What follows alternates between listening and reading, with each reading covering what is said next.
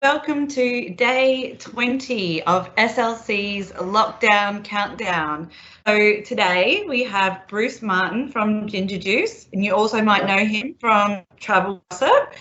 He's joining us. So good afternoon, Bruce. Hi, how you doing?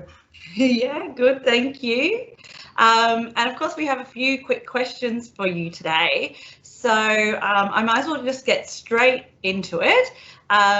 We'd love to ask you how Ginger Juice and Travel Gossip have been adapting during 2020. Yes, that's the big question, isn't it? Yes, thanks Emma, thanks for SLC for inviting me along today. What's been happening? Well, we had a really good start to the year, as everyone did in Q1, and then something happened in March that kind of made it go a bit skew with.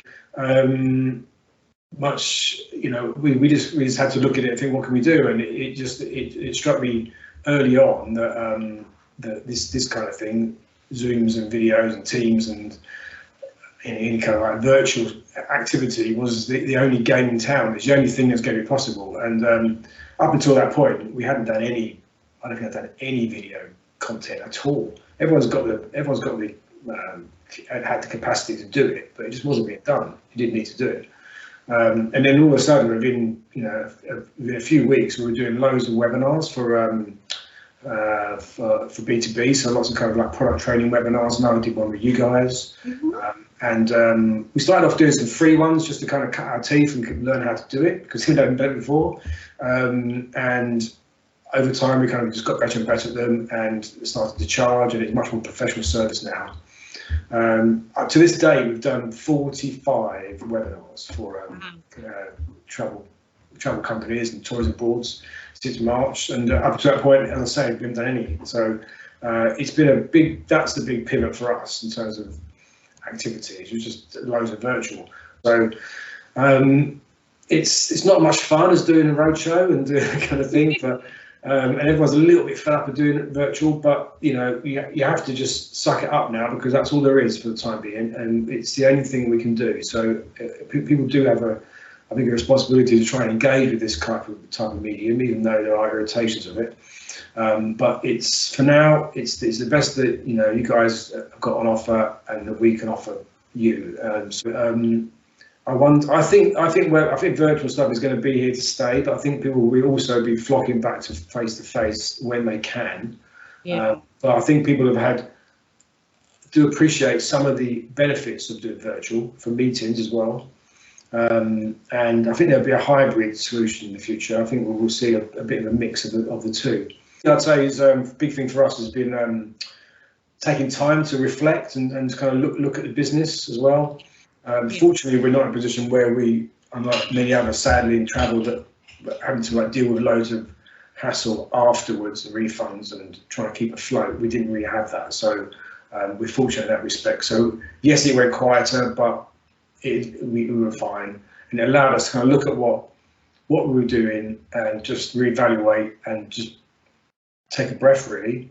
Yeah. And, plan for the future. So I find it really. I try to always be positive. It's been really beneficial in a weird way because it's allowed me to get off of the treadmill and look at what we're doing, reevaluate. I built 2 new websites for the 2 businesses whilst been off. Wow. Rebranded Travel Gossip, got loads of new marketing PDFs. I did see that rebrand. It looks fantastic. Yeah. So you'd never do that when it's like if you just carried on as normal, COVID, and just cracking on, you'd never take a breath. So you've got to take the rough with the smooth. Good, right? You have to see the silver linings, don't you? Tough decision. And I guess my other question for you before I go is just more of a bit of a fun question, and it's just if the borders, when they're open, where would you jet off to first? What would be your number one on the list? I would say, if it's true that the first place we're going to go to is St. Lucia. We've got it booked for Christmas. Amazing. So I think so send positive thoughts about this. They've closed the borders recently over there, but I think that they're going to. I've got a feeling they're going to reopen. We work with St. Lucia Tourism on the consumer side, and I haven't been there before. So whenever I work with clients, I always like to at least go there and drag my family along to experience it, do some hotel visits. Why not? So I think that is definitely the first place to go when the borders open, providing they do open. So let's keep fingers crossed. I think they've got a lot of people booked on those flights there's some TUI flights going out of Manchester. Hopefully they won't cancel. A lot of people are waiting on them. So I'll have all my fingers and toes, everything crossed for you. I think there's a lot of people that want to just sort of get out of lockdown and escape and travel and do something for Christmas or New Year's. So fingers crossed everyone can get away for their. I think also I'll be really hopeful there'll be more things open up, because we not just me personally, but like for all our friends in travel gossip, all the travel agents out there, they've had a torrid year. Yeah. So my thoughts are with them, because they want to be able to get back into it and sell stuff. So fingers crossed that there'll be lots of other openings coming. By recently on the corridor, that's massive. I mean, if that can stay there for Christmas and New Year and February half term, then happy days, because the product out there is amazing and travel agents know how to sell it really well, and tour operators do it. So that's really key.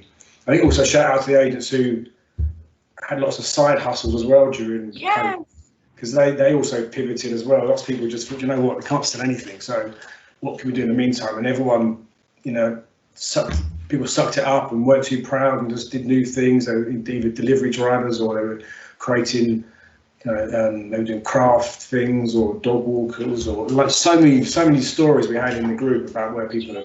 I did see that thread actually. Yeah, amazing. One of your most popular posts, I think, was everybody had some side hustle that they had going on, which was just it was amazing to see. So so shout out to all the agents there, because they were just inspirational about everyone just knuckled down and got on with it. They've had a horrible year and it can only get better. So cheers to them. Yeah, exactly. So hopefully we get a better year next year. But on that note, I guess I should probably leave it there and say thank you for your time today. Like, it's been really great catching up, and we really appreciate you being part of SLC's lockdown countdown. So I will leave you there. Thanks so much. Thanks for inviting me. See you later. Bye.